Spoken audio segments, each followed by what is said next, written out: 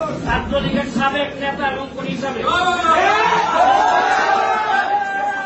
কথা বলে যাই। আজকে আমি বলে আসছি যে আমার যত তকমা আছে সব তকমা তোমরা নিয়ে যাও। আমার মানবতাবাদী বলতে এখন তোমরা বেঈমান বলো, কোনো অসুবিধা নাই। শেষ বিন্দু পর্যন্ত আমি বঙ্গবন্ধু কন্যা জননেত্রী শেখ হাসিনার সাথে আছি এবং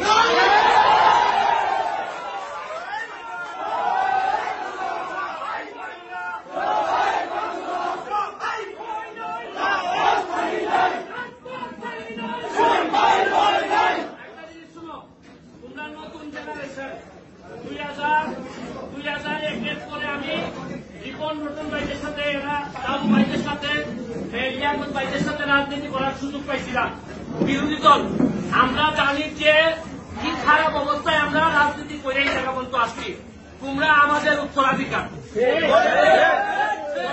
রক্তের একটা তাসির আছে।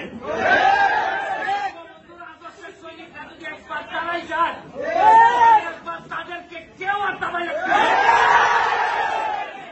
আমার 16 ছাত্রদেরকে এরা মাথা ব্রেইন ওয়াশ করছে, জানে না কাদের এরা যুদ্ধ করতেছে। আজকে যদি এরা ক্ষমতা থেকে পতন করতে পারে, কালকে এদেরকে রাখতে পারে জামাত শিবির ক্ষমতা নিবে। এরা জানেই না এরা কিসের জন্য যুদ্ধ করতেছে, এরা জানেই না। যতটুকু পারো ছোট ভাই যারা আছে বুঝাবা, তবে এদের সাথে যারা জামাত বিএনপি ছাত্র শিবির যারা আছে তাদেরকে প্রতিহত করার জন্য বাংলাদেশ ছাত্রলীগ একটা বড় ভূমিকা রাখবে।